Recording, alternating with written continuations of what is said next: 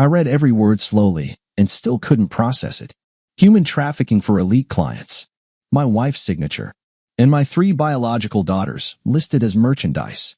How could someone be this rotten? Rage boiled inside me like lava cracking through stone.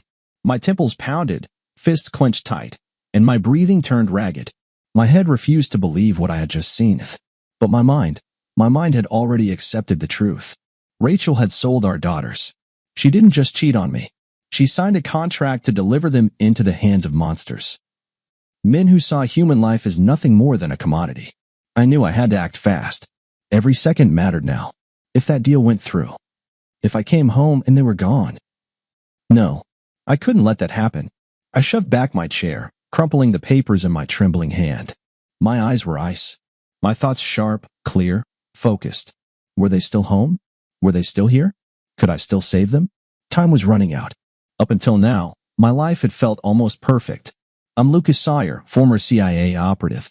After the bloodshed, after losing my first wife, I thought I'd finally build a safe, stable world for my daughters. Anna, 17, my oldest. Quiet, observant, deeply intuitive. She didn't trust easily, not like her younger sisters.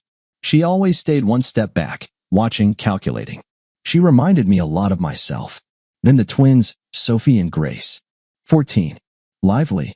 Always smiling. Always believing the best in people. They adored their stepmother. And hell, I once believed Rachel loved them too. Rachel and I had been married for 4 years. I thought she was a gift from fate, a second chance after all my losses. She was vibrant, smart, full of energy, and she seemed to connect with the girls in a way that gave me hope. She told me she wanted a bright future for them. She signed them up for modeling, dance classes, elite courses. She said she was helping them build careers. God, how blind I was. I never suspected those lessons were just grooming. That her affection was nothing more than a disguise. A front for a transaction that could destroy our family forever. Sometimes I think pain has a scent. Subtle, but unmistakable. Like the metallic sting of blood on your knuckles after a fight. Like hospital antiseptic, cold hallways, and cheap machine-brewed coffee. That's what my past smelled like. That's what death smelled like when I fought to keep my first wife alive. Emily. She was my light, even when I was drowning in darkness. Her laughter brought me back from the edge after long, brutal missions when adrenaline still buzzed in my veins. We met when I was 26, young enough to think I'd seen it all. She shattered that illusion with one glance. Her green eyes burned through me, and I gave in. We had 10 years together. 10 years of happiness I would have paid any price for. But no one warned me how high that price would be. Cancer. That word doesn't explode. It whispers, cold and quiet from a doctor's lips, and tears your world apart. We found out too late. Metastasis. Treatments. Second opinions. I fought the way I knew how. I found the best hospitals, hired top specialists, called in favors from people who treated billionaires. I believed if I could win wars, I could beat this. But cancer isn't an enemy you can shoot. I still remember holding her hand that last night. She felt weightless, like her body had given up long ago, but her soul still clung to life. Lucas, you have to keep living, she whispered, her voice a blend of pain and love. I didn't want to hear it. I didn't want to let go. When she died, I didn't just lose my wife. I lost myself. My daughters became my only anchor. Anna was still little back then, but her eyes, those were Emily's eyes. The twins were barely born before the diagnosis, and every milestone they reached felt like a cruel reminder of what Emily would never see. I taught myself to pretend, to smile when I wanted to scream, to keep going, because I had no other choice. Then Rachel came. She was different: fire, chaos, energy. I thought she was my rescue. Instead, she taught me that there's a pain worse than death: betrayal. When I met Rachel, I wasn't looking for love. I just wanted to forget. Grief was suffocating me, thick and heavy, like smoke in my lungs. She stormed into my life with laughter, charm, and just enough recklessness to make me feel alive again. We met at a party. Mutual friends, whiskey, a little flirtation that spiraled fast. But one thing stood out immediately. When I told her I had 3 daughters. She lit up. You've got 3? That's amazing. Her eyes sparkled like I just told her I hit the jackpot. Most women in that moment would pause, ask cautious questions. Not Rachel. She looked at me like I was the prize. I should have been suspicious. Maybe deep down, I was.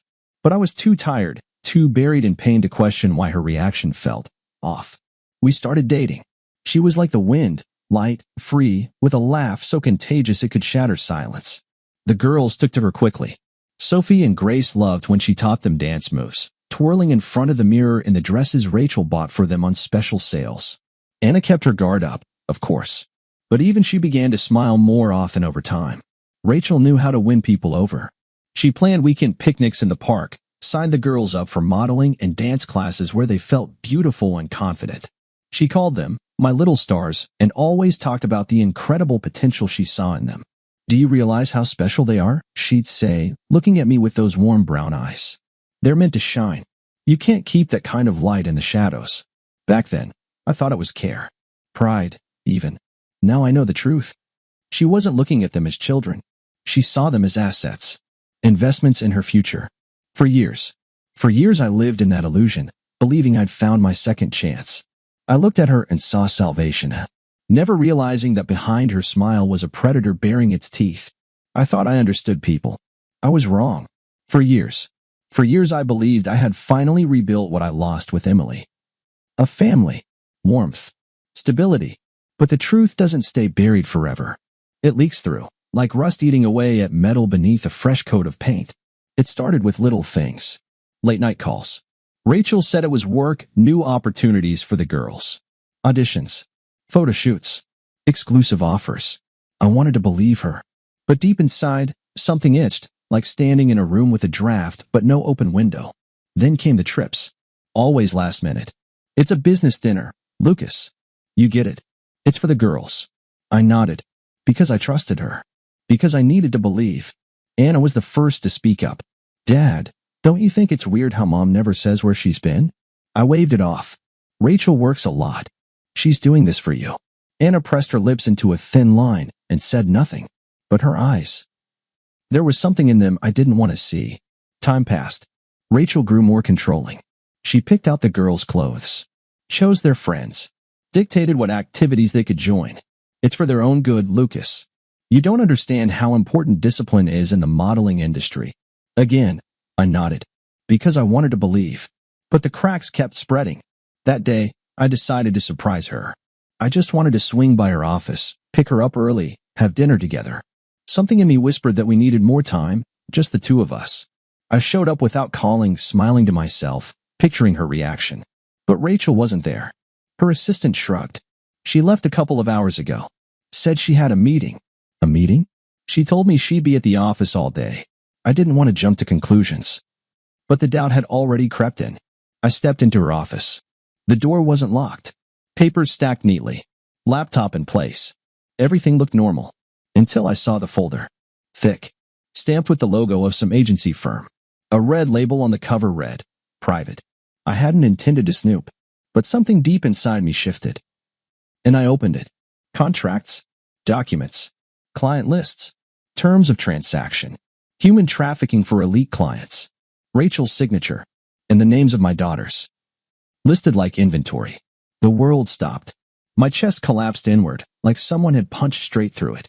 My hands froze, but inside, a storm raged. I kept reading the same lines again and again, hoping it was a mistake, that I had misunderstood. But it was exactly what it looked like. How can someone be so vile? The fury hit me like a shot to the head.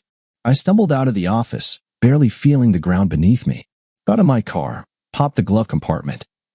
My fingers found cold steel, wrapped around the grip of my handgun. My breath was ragged, but my thoughts were crystal clear. I had to act.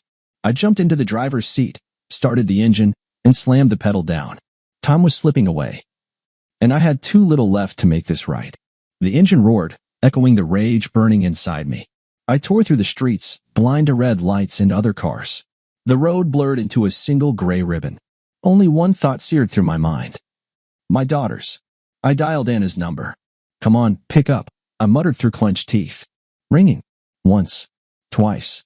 5 times. No answer. I tried Sophie. Ring. Ring. Nothing. My fingers trembled. A pulse throbbed so hard in my temples I thought my skull would crack open. I called Grace. More ringing. Silence.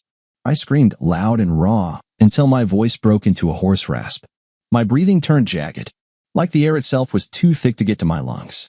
I hurled the phone onto the passenger seat and slammed my foot down on the gas. The house came into view as I turned the corner. My heart pounded faster, but not from relief, from fear. That thick, cold kind of fear that clings to your skin and chokes the breath out of you. I pulled up so hard the tires shrieked. The front door was cracked open. I jumped out of the car, pistol already in hand, and stormed into the house. Anna, Sophie, Grace. My voice bounced off empty walls like gunfire. Nothing. My heartbeat thundered in my ears like a war drum. I tore through the rooms. Beds made. Closets empty. Shelves bare. They were gone, but not by choice. A mug lay shattered on the kitchen floor. Signs of a rush. Panic. I grabbed my phone again, hands shaking like I wasn't even in control of my own body. Tried Anna once more. Call failed. I dropped to my knees in the middle of the living room as everything inside me ripped apart. I screamed, rage, fear, helplessness pouring out in one guttural howl. My whole body clenched so tight, my joints turned white. Think, Lucas. Think, damn it. I barked at myself. I forced myself up, brushed off my clothes like that could somehow sweep away the panic. I rushed to Rachel's desk. The folder. There had to be something else. A clue. A name. I scattered the papers until I found it. A small notebook. Addresses. Contacts. Victor Kane. The name lit up in my mind like a neon sign in the dark. I snatched my phone and dialed. No answer. Of course. I checked the time. Every minute dragged my daughters further away from me. No more waiting. I loaded my pistol and burst out the front door.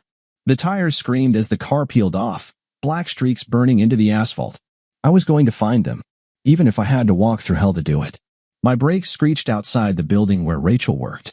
I stormed inside, ignoring the startled glances from security. Their eyes flicked to the outline of the gun under my jacket. And froze. I knew Rachel wouldn't be here, but someone had to know where she was. I tore down the hallway toward her office, fury driving every step. Inside, everything was in place. Too clean. Too perfect. Like no one had worked there in days. Meg sat behind the desk, Rachel's best friend and coworker. She jumped when she saw me, setting her phone aside. Lucas? What's wrong? Are you okay? Her voice trembled, though she tried to hide the panic. I slammed the door shut behind me and crossed the room in 2 strides. Where is Rachel? I asked, leaning in so close I could see her pupils dilate. I don't know, she stammered. My palm hit the desk with a bang, hard enough to knock over her coffee cup. Don't lie to me, I growled. Where is she? Where are my daughters? Meg's face went pale. She recoiled in her seat like she wanted to disappear into it. I don't know, Lucas. I drew the pistol and placed it on the desk, barrel tapping rhythmically against the wood. You have 5 seconds to remember. I locked eyes with her. 5. She swallowed hard, her body beginning to shake. She mentioned a meeting with Victor. Where? I don't know the exact address, she cried, voice cracking. But she said something about a warehouse out by the edge of town. An old hangar. I thought it was work-related. An old hangar. I knew the place. Abandoned industrial zone. A dead spot even cops avoided unless someone made a fuss. I grabbed Meg by the collar and yanked her forward. If you lied to me, I will come back. And you'll wish you hadn't. She nodded so hard I heard her let out a sob, fear breaking through. I didn't care. I turned and bolted back to the car, adrenaline burning through my veins like acid. I jumped into the driver's seat, grabbed the pistol from the glove box, and loaded it. My heartbeat was pounding, low and heavy, like a war drum beating in a march to nowhere. I was already on the move, and if anything happened to them, they had no idea what kind of hell I'd rained down. The car tore through the night streets, the engine growling, echoing off the cold, empty buildings. I slammed the gas pedal down, rage and panic twisting together like wire in my gut. Each second stretched like eternity, and in that eternity, all I saw were my daughters' faces. They had to be there. I pulled up to the abandoned hangar on the outskirts of town. Gray, crumbling walls. Broken windows. Dead quiet, except for the faint, eerie glow of lights flickering inside. The place reeked of death and betrayal. I parked in the shadows and stepped out, drawing my pistol from under my jacket. The cold metal felt familiar in my hand, like an old friend I hadn't seen in years. I checked the magazine. Full. Good. I moved to the side entrance and eased the door open, listening. Voices. Male. Rough. Lazy. Smug and indifferent. I stepped inside. 3 of them.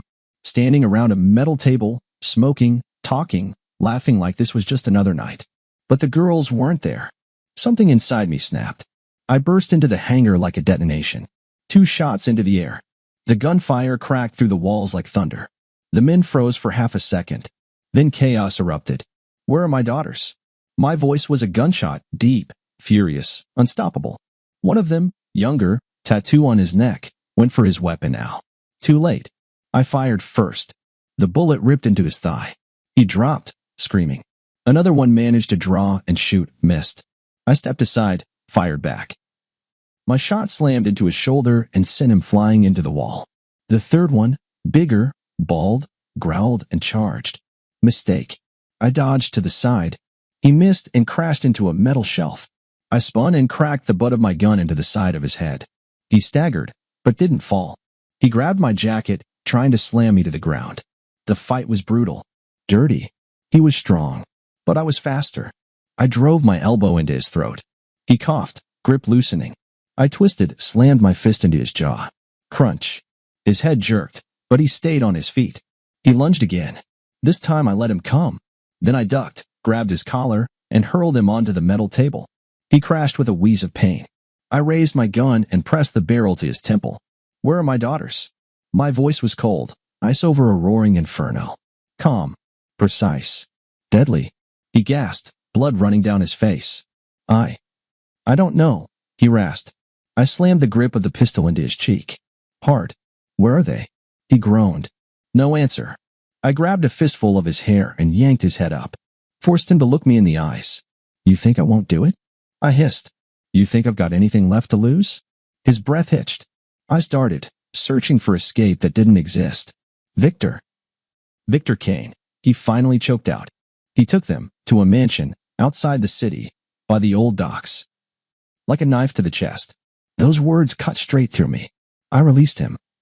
But not before landing one final blow. Harder. His body went limp. Dropped like a rag doll. I grabbed his phone. Checked his messages. Coordinates. A private estate. Back behind the wheel. My heart beat so hard I thought it would explode. This time, I wouldn't be too late. The night was thick, like black paint smeared across the sky. I was getting close. Victor Kane's mansion loomed near the city's edge, by the old dockyards where even the wind sounded suspicious. The place rose up like a monument to everything twisted and evil. Dark windows, towering gates, and a silence so heavy it choked the air. I felt it in my bones. The car's cabin was stifling, despite the cracked windows. I killed the engine and sat in the silence for a moment, listening to the blood pounding in my ears. My hands gripped the wheel so tight I couldn't feel my fingers. There was a van parked in the courtyard. Black. Unmarked. The doors were shut, but I knew, deep down, I knew my daughters could be inside.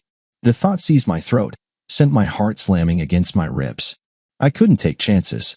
I stepped out of the car, crouched low, keeping to the shadows. The building was guarded, at least 4 men patrolling the perimeter, weapons ready. 2 by the main entrance. 2 near the van. The overhead lights cast long, stretched-out shadows across the cracked asphalt. First, the guards. I crept up behind one of them, hiding behind a support pillar. The sound of his footsteps was masked by the distant crashing of waves at the docks. When he came close enough, I lunged. Arm around his neck, one violent pull. Snap. His spine gave in with a dull, brutal crack. He dropped to the ground soundlessly. The second one didn't even have time to turn. I threw my knife straight into his throat. He clutched at the wound, gurgling on blood, collapsing to his knees. I yanked the blade out and moved on. 2 left. At the door. Different approach. I fired. 1 shot. Direct hit to the forehead. The second guard scrambled for his weapon. Too slow. I slammed the rifle butt into his jaw, then followed up with a vicious uppercut to the gut. He hit the ground, wheezing. I finished it, cold and clean. The path was clear. I approached the van, weapon drawn, every sense burning. Peered inside. Empty. Damn it. They were in the house. I made my way to the front door. Unlocked. I pushed it open slowly, silently. The air inside smelled like old wood, stale smoke, and cheap whiskey. Dark, except for a faint glow drifting down from upstairs. Voices. Men talking. Muffled, but full of smug confidence and control. I crept up the staircase like a shadow. Each step deliberate. The voices grew louder. Make sure they're ready. Clients coming in an hour. They're scared. That's good. Fear breaks them faster. Those words hit harder than any fist. I tightened my grip on the pistol. Fury turned to steel in my veins. I'm coming for you, girls. I reached the top of the stairs, holding my breath. Like a predator just before the kill. Every step felt heavier. Like the floor itself wanted to keep me from the horror waiting behind that door. My heart beat like a war drum in my skull, but I stayed focused. Now wasn't the time for emotion. I stopped at the door. Voices on the other side. A thin sliver of light leaked beneath it. I listened. Victor's voice. Calm. Mocking. His tone made my blood run cold. Well, girls, time to undress and take your little test before we send you off to the island. Their voices. My daughters. What test? Anna. Her voice trembled, but she was trying to be brave. You said we were going to Europe for a casting. Sophie. Confused. Scared. Don't be so naive, Victor chuckled, dragging out every word. You're going to a different kind of casting. A more exciting one. And I'm going to prepare you. Silence. Thick and suffocating, like a fog you couldn't breathe through. No. Grace. A whisper, barely there. Take off your clothes, Victor snapped, voice hard now commanding. It made my skin crawl. Then came another voice. Cold. Female. Familiar. Rachel. Do what he says, she said, flat and emotionless. It's for your future. Future? I clenched my jaw until my teeth ached. My hands trembled with fury. Mom, what are you saying? Anna's voice cracked with disbelief. You said, Sophie began. I said what I had to, Rachel cut her off. No more whining. Click. The sound of Victor's belt buckle. Opening. Something inside me detonated. I kicked the door open with such force it slammed against the wall. Gun raised. Eyes sharp as a blade. Victor froze, standing way too close to my daughters. Rachel turned. Her face twisted in shock. Get away from my children. My voice exploded through the room, bouncing off the walls like thunder. My daughters froze terrified, shaken. Their eyes were wide with fear, but also hope. They saw me. I was there. And no one was going to hurt them ever again. Victor reached for his gun. But I fired first. The bullet tore through his shoulder, sending him crashing back. He screamed, clutching the wound, blood soaking through his shirt. Rachel screamed behind me. You don't understand what you're doing. I turned to her. In that moment, her voice no longer meant anything. You're right, Rachel, I said coldly. I really don't understand how you could sell my children. I stepped forward, my gun still aimed. Victor was trying to crawl, gasping through the pain. I stood over him, eyes locked like daggers. You wanted to audition them? I growled, leaning down, pressing the barrel to his forehead. Here's your final exam. I pulled the trigger. Blood splattered the wall. Victor collapsed without a sound. I turned to Rachel. She was pale, clutching her chest like it would protect her. Please. Lucas, she whispered. No, Rachel. Please, is what my daughters should have been screaming. I lowered the gun. Live with this. If you can. I walked toward my girls. Anna ran into my arms first, tears pouring down her cheeks. I wrapped them all into me, holding on like I never wanted to let go, like I could absorb them into my bones and keep them safe forever.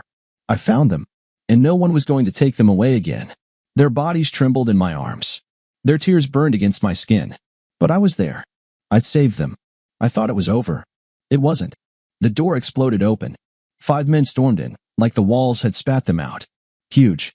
Muscled. Merciless. No hesitation in their eyes, only ice and iron. I fired. Once. Twice. 3 times. 2 dropped, wounded but still breathing. Click. Empty. Damn it. I tossed the gun and charged, adrenaline fueling me like fire. I slammed an elbow into the first man's throat. He dropped, gasping. Spun and cracked another across the jaw, feeling bone shift under my fist. But there were too many. The third grabbed my neck, choking me. I twisted, kneed him in the groin, and smashed a punch into his face. He reeled. But then the fourth landed a blow to my ribs. Pain. White-hot and sharp. But I didn't fall. I couldn't fall. I fought like a cornered animal. Every punch was a bullet. But they kept coming. My muscles burned. My vision narrowed. It was like trying to stop a flood with bare hands. And then, one punch landed just right. A sledgehammer to my temple. Stars exploded. My knees buckled. I tried to rise. But another blow hit the back of my head. Like a hammer driving me down. Darkness swallowed me. The last thing I heard, through the ringing in my ears, was Rachel's voice, cold and cruel. Stick to the plan. Victor was just a pawn. I'll finish what we started. I tried to lift my head. Nothing worked. My body wouldn't move. Through the fog of pain, I heard her give the order. Get them in the car. Now. Then came their voices. My girls. Anna. Dad. Get up. Sophie.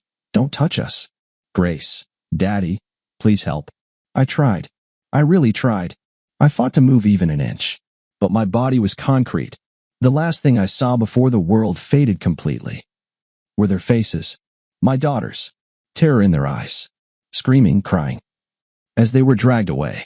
And I, their protector, their father, lay broken on the cold floor, helpless. They were gone. And I was too weak to stop it. For now, consciousness returned slowly.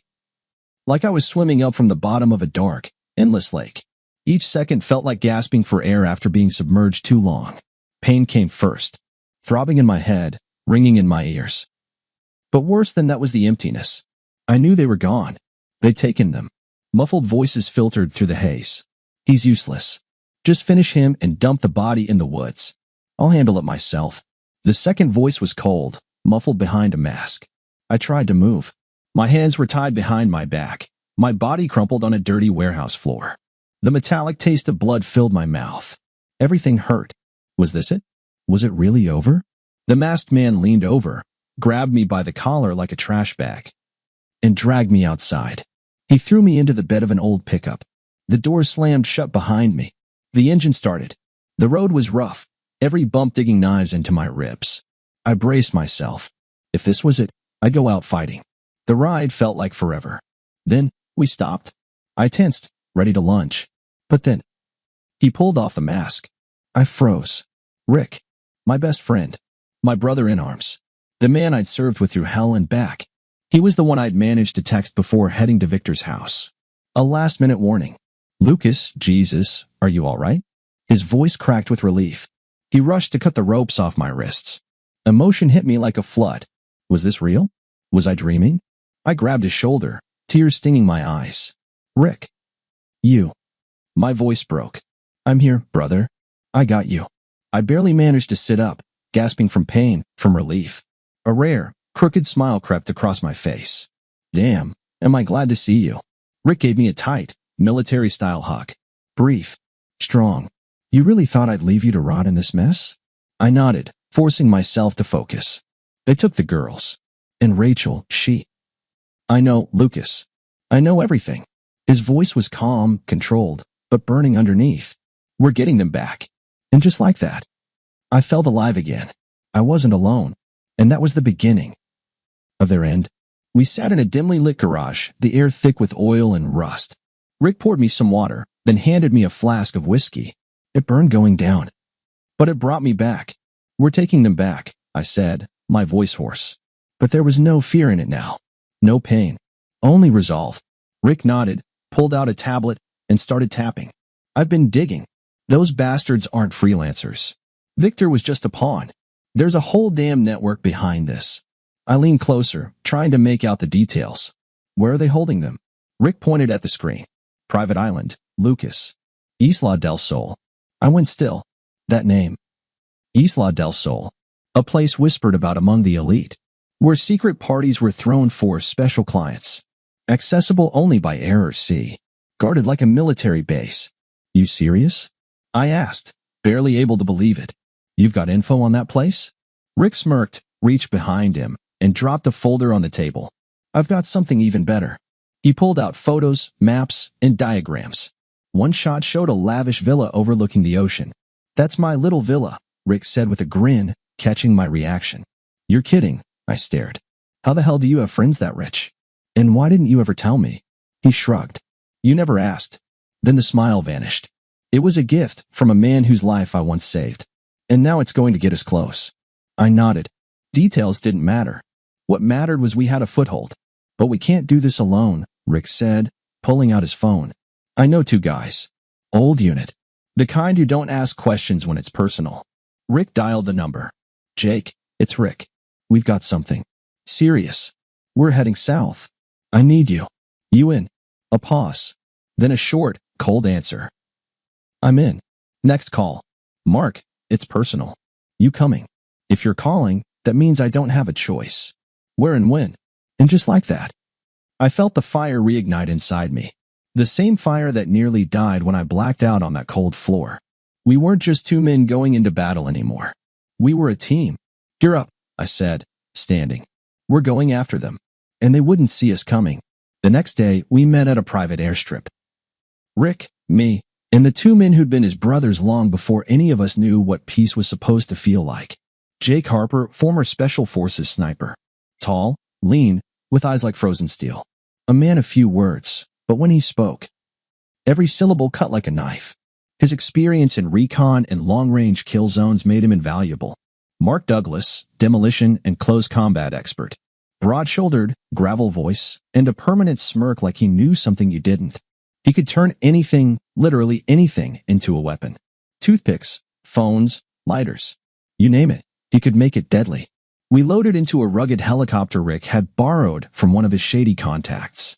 On the outside, it looked like a cargo bird. Inside, it was a fully loaded, covert ops platform. Weapons, comms, gear tucked into hidden compartments. As the rotors picked up speed, I sat there staring at the floor, gripping a photo in my hands. Anna, Sophie, Grace. Their faces lived behind my eyes now. I saw them in that moment. The terror when I was knocked out, their screams echoing in my mind like a blade twisting in my ribs. How the hell did I let this happen? I blamed myself. For letting Rachel into our lives. For not seeing her for what she was. For being blind. I should have protected them. That was my job. But now, I was going to make it right. No matter what it took. Hey, Lucas. Rick's voice snapped me back. He sat beside me, clapped a hand on my shoulder. We'll get them back. You're not alone. I nodded. Couldn't even speak. The road to Isla del Sol. We landed on a small private strip near the southern coast. From here, it was boat access only. Rick brought us to his villa. Luxurious, oceanfront, like something out of a billionaire's dream. But to me, it was just a staging point. I stood by the window, staring out at the endless blue. Somewhere beyond that horizon. My daughters were there. We prepped for the mission. Broke down roles. Jake handled recon. He learned the island was protected by a private military group, Mercs for Hire, working black market contracts. Mark checked the equipment, prepping explosives in case we needed distractions or chaos. Rick got to work on the comms, hacking into logistics, digging into supply schedules, and rotating guard patterns. And me? I waited. And it tore me apart. I couldn't sleep. I couldn't eat. Every thought spiraled into a new nightmare of what they might be doing to my girls. The fear, it was poison. What if I was too late? No. I clenched my fists so hard my nails dug into my palms. I wouldn't be too late. The night before the strike dragged on forever. I sat on the balcony, eyes locked on the stars above the ocean. Rick walked over, set a steaming mug of black coffee next to me. It's not your fault, he said quietly, eyes forward. I exhaled, slow and bitter. I let a monster into my house, and I didn't even notice when she tore my family apart. Rick shook his head. You did what you could. And now, you'll do what you must. I looked at him, straight in the eye. I will. I'm getting them back, or I'll die trying. He gave a tight nod. There was steel behind his gaze. Then let's go bring them home. We moved at dawn. The sky burned with deep crimson hues, as if mirroring the blood that was about to be spilled on Isla del Sol. And I was ready to spill it. Every last drop. At sunrise, we stood around a map of the island, spread out across the wooden table in Rick's villa. The warm ocean breeze stirred the curtains gently, but the room itself was frozen in silence. A silence only broken by the voices of men prepared to risk everything. Isla del Sol wasn't just an island. It was a private paradise for the privileged. On the map, it looked like a tiny patch of land with a bay and a few buildings, but underneath that illusion was hell itself. That's the main compound, Jake said, pointing to a drone shot he'd captured overnight. 2 towers with armed guards, perimeter fencing with razor wire, cameras on every corner. Southern side has a hangar and helipad. Mark, twirling a small grenade in his hand, grunted. Perfect. It's like a prison, only worse. They've got everything they need to hide people and get rid of them fast if things go sideways. I stared at the map, clenching my jaw so tight that pain shot up my temples. Where are they holding my girls? I asked, my voice raw, like each word scraped through gravel. Rick opened his tablet and pulled up another image. "This isn't going to make you happy," he warned. The screen showed a smaller building, surrounded by fencing and reinforced with metal shutters over the windows. "The pink room," Rick muttered with disgust. "Restricted zone. Not even regular guards are allowed in there. Only the special ones." I clenched my fists, my nails digging into my palms. "Sick bastards," I growled. Rage drowned out every other thought. They think they can just do whatever they want to them. Jake placed a firm hand on my shoulder, calm, but solid. "They won't live to see tomorrow." I met his eyes. The fury in them matched mine. We weren't just teammates. We understood family. And this was personal. "Here's the plan," Rick said, taking over. "Mark and I will enter from the south, through an old maintenance tunnel. Jake sets up on the rooftop across from the compound for overwatch." "And me?" I asked, though I already knew. Rick looked me dead in the eye. "You go for the girls." I nodded, that burning rage hardening into cold resolve. "I'm not leaving without them." Mark grinned, loading a pistol. "Then let's show these bastards what real fear feels like." We loaded up. Silenced pistols. Tactical knives. Lightweight armor. Rick checked the comms. "There are no second chances on that island. Everything needs to be clean, fast, and final." I looked at them, these men who were ready to die for my family. "Thank you for being here." Jake smirked. "No way we'd let you do this alone. Besides, when's the last time we got to hunt real scum?" Rick patted my shoulder. "Let's go get your daughters, Lucas. Let's take back what's yours." We loaded into the boat and headed for the island where Hell was waiting. But this time, Hell was the one that needed to be afraid. The engine cut off a few hundred yards from shore.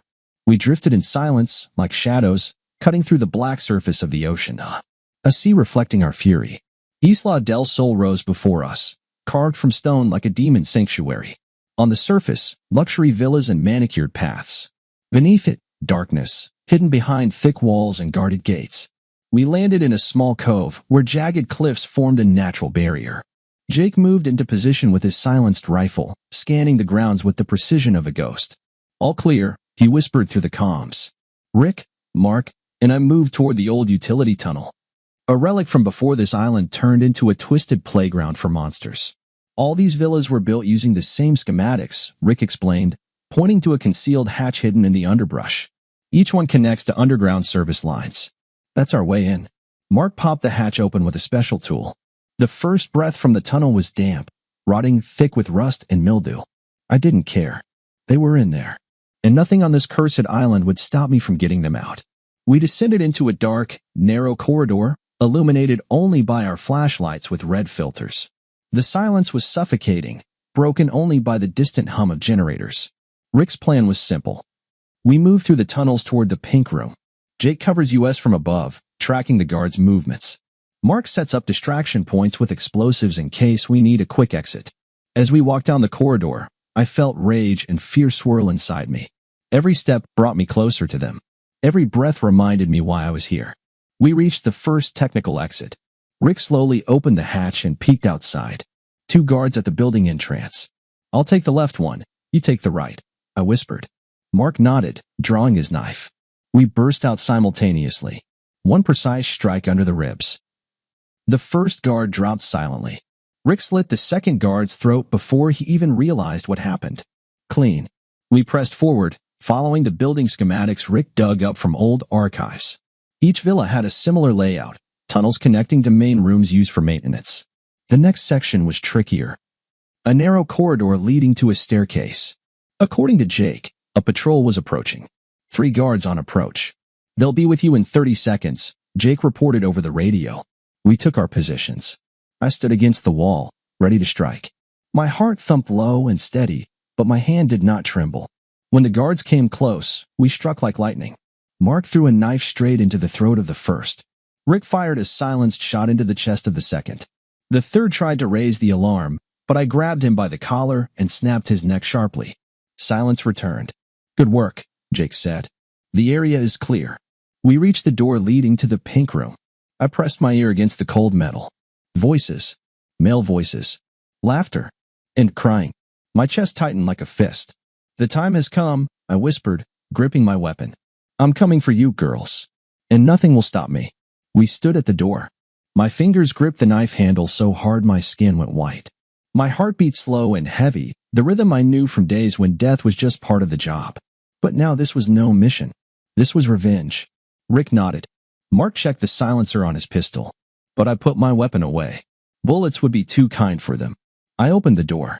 The room was bathed in a soft neon glow, as if trying to look elite. It smelled of expensive perfume and sweat. Against the wall stood my girls, Anna, Sophie, and Grace. Their hands were tied behind their backs, mouths taped shut. They wore revealing outfits they would never have chosen on their own. Their eyes were full of tears and terror. 3 men stood over them, shirtless, tattooed. They laughed, exchanged glances, discussing how to appraise the merchandise. The world narrowed down to a single point for me. I stepped into the room. "Hey, assholes," my voice cut through the air cold and hard as steel. The men turned. First surprise crossed their faces, then smirks. One stepped forward, eyeing me like I was just another piece of the scenery. "Who the hell are you?" "Lost?" he sneered. I took another step forward. "Me? I'm the one who came for my girls." Their smirks vanished. One reached for a weapon, but I was faster. I threw my knife, the blade plunged straight into his throat. He choked, clutching the wound, and collapsed silently. Hell broke loose. The second lunged at me, but I dodged, grabbed his neck, and drove my dagger into his eye with such force I felt bones crunch. He screamed, but before he could fall, I pulled the knife out and struck again, into his other eye, so he would never see the light again. The third tried to run. Fool. I threw my dagger and the blade sank into his thigh. He fell, screaming, crawling away, leaving a bloody trail behind. I approached slowly, like death itself closing in step by step. He begged. "Please, don't." I leaned in, looking him straight in the eyes. "You begged for mercy? Just like those girls begged you." I pulled the knife from his thigh and slowly dragged the blade across his face. "Now you'll see the world the way they saw you, through a veil of pain and terror." And I gouged out his eyes, one by one. His screams were music to my rage. When it was over, I stood there, breathing hard, surrounded by blood and corpses. I ran to the girls, cut their ropes, tore the tape from their mouths. They wept but clung to me like I was their last island in a raging ocean of horror. "It's over. I'm here. Daddy's here," I whispered, holding them close. But I knew the end hadn't come yet. Rachel was still alive, and I was coming for her. The room still smelled of blood and fear. The silence that settled after the last screams faded was almost deafening. I stood among the bodies of those who dared to touch my girls, but inside me there was no relief, only bitterness and a fire that had not yet died out. I dropped to my knees before Anna, Sophie, and Grace. Their eyes were full of tears, but now there was a spark of hope shining within them. With trembling hands, I removed the last of the ropes, pulled them into a tight embrace as if letting go would make them disappear. My gaze drifted around the room, and I noticed a pile of blankets on a chair. I walked over, grabbed them, and returned to the girls, wrapping each one carefully, hiding the humiliating outfits they had been forced to wear. I could feel their bodies trembling from cold and fear. Anna pressed into me, sobbing, "Daddy, thank you for coming for us. Thank you for finding us." Her words pierced me deeper than any knife. I held her tighter, my hands shaking. Tears filled my eyes, but I did not hide them. Let them see. Let them know. I looked at them, my girls. They were alive. That was all that mattered. "I will always find you." "Always," I whispered, looking into their frightened but familiar eyes. Rick and Mark stood behind us, giving us this moment. "We have to get out of here, Lucas," Rick said quietly. I nodded, stood up, and looked at them both. "Take them to the villa. It is our base now. Make sure they are safe." Mark lifted Sophie into his arms. Rick supported Anna and Grace. They did not resist, trusting every movement because they knew these men had come to save them. Before they left, I hugged them all once more. "I will do everything for you. Do you hear me? Everything." They nodded, not letting go of my hand until the very last second. When the door closed behind them, I was left alone in the dead silence. Standing among bodies, in a room where terror had recently ruled, but I no longer felt tired or in pain. I felt only one thing. A vow made to myself. I will find her, and I will end this. I pulled the knife from my belt, checked my pistol, and stepped into the shadowed corridor, leaving behind only blood and a promise. The hunt was not over. I moved through the hallways like a shadow, leaving a trail of blood and spent shells behind me. Each step echoed in my ears, but I heard nothing but the dull thud of my own heart. It beat steady and heavy, like a war drum setting the rhythm for the final act of this nightmare. I knew exactly where to find her. She had always loved luxury, pomp, and the feeling of power. No wonder she hid in the most heavily guarded part of the compound.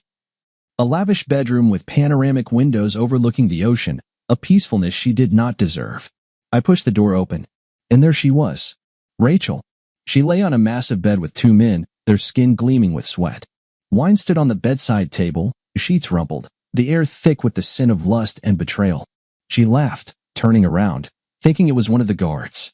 But her laughter died when she saw me. I stood in the doorway, covered in blood, a knife in one hand and a pistol in the other. Blood still dripped from the blade, a reminder of the hell I had gone through to get here. I was a tiger she had awakened. Her eyes widened. "Lucas," she said, as if my name still meant something to her. The men tried to rise from the bed, but I fired twice. Boom, boom. They collapsed back like puppets with their strings cut. I approached her slowly, looking straight into her eyes. There was everything in her gaze, surprise, fear, and something I recognized too late, contempt. "You came to kill me?" Her voice trembled, but she tried to sound strong. I tilted my head without breaking eye contact. "No. I came to look into the eyes of the one who betrayed me." She sat up, covering herself with the sheet as if it could hide her rotten soul. "You never understood, Lucas. You were boring. Predictable. All about duty, family, honor. You thought I wanted to be just the wife of an ex-soldier." I took a step closer. "I thought you wanted to be a person." She laughed, but there was no power left in her voice. "You were weak. You always have been. Love makes people stupid. You raised those girls like treasures, but they were just merchandise to you. You thought you could protect them? Look at yourself." I closed the distance, looming over her. "I protected them. They're alive. Unlike anyone who dared touch them." She clenched her teeth, her hands trembled. "You think you won? This is not the end. You killed the pawns. But the king is still alive." I leaned in, bringing my face close to hers. "I do not give a damn about the king. I came for the queen." My eyes met hers, and in that look was everything, the love I once felt, the pain that tore me apart, and the rage that had brought me here. I raised the knife, and there were no more words. She stared at me, clutching the sheet to her chest as if thin fabric could protect her from what I had become. But nothing could stop me now. There was no regret in her eyes. Not a trace of guilt. Only cold calculation. "You understand, Lucas?" Her voice was icy, just like her heart. "This was the plan from the very beginning. I never loved you. Never." I stood motionless, but inside, everything cracked like glass under the hammer's blow. "You were convenient. Stability, money, connections. You thought you saved me, but I let you believe that." She smirked, her voice dripping poison, each word slowly killing my soul. "This deal will make sure I never know one again. I will live in luxury, and people will serve me, not the other way around." Those words were the last drop. Everything I once felt for her vanished. Love, pain, memories of the happy days. They died the moment her humanity died. I no longer saw a person.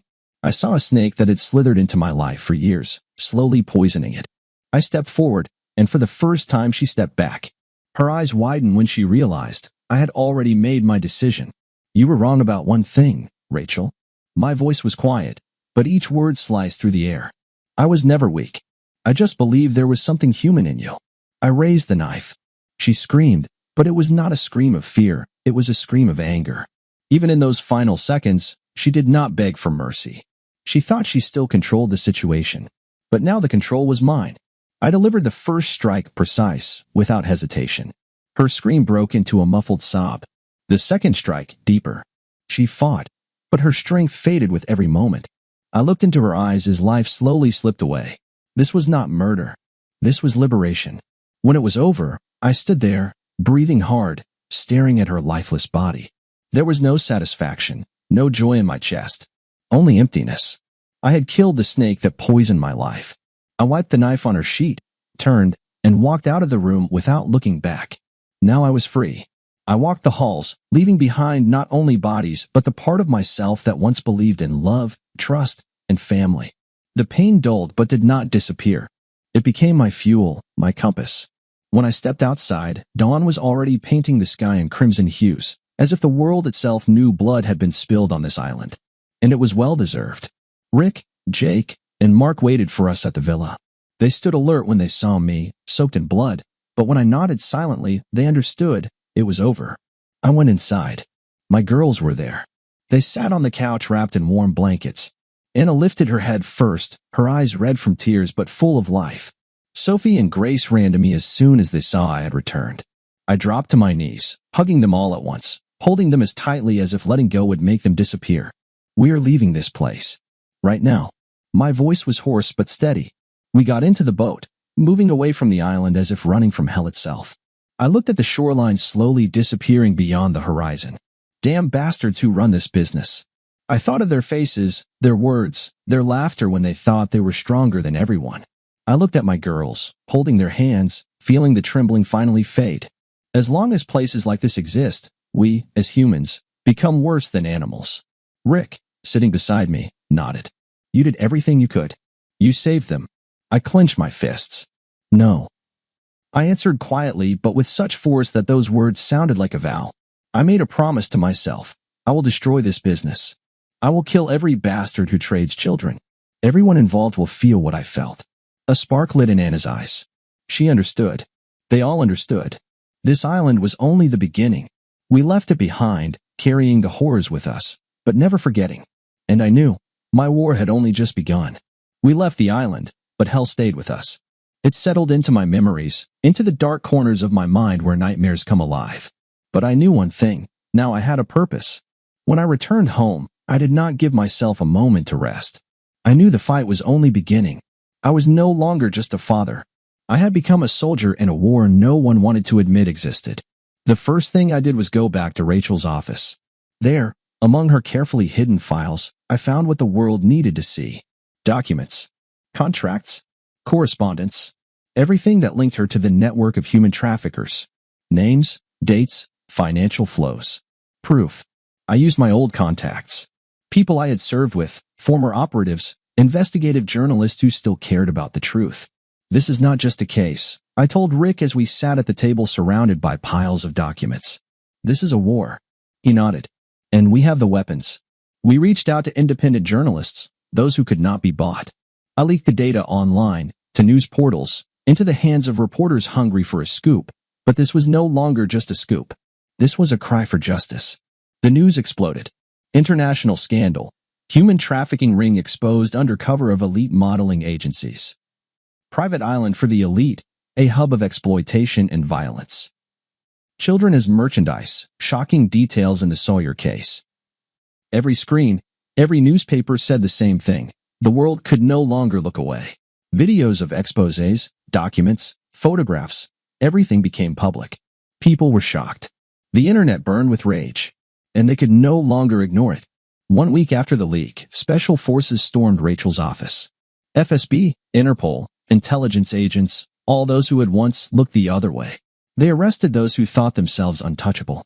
Businessmen, officials, wealthy clients who believed their money was their shield. They were led out in handcuffs, under the camera's gaze, before the eyes of the world. I watched the news with the girls.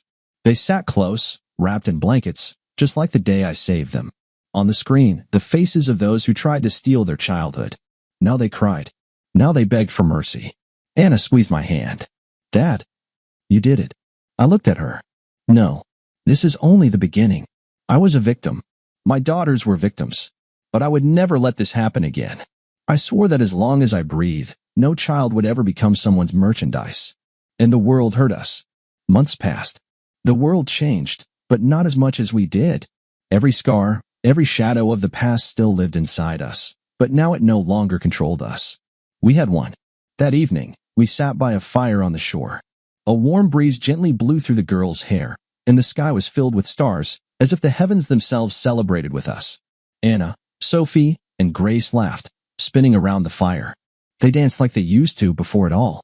Sophie tried to repeat acrobatic tricks, Grace posed with graceful moves, and Anna smiled, filming them on her phone. Laughter, joy, freedom. I sat leaning against a wooden chair.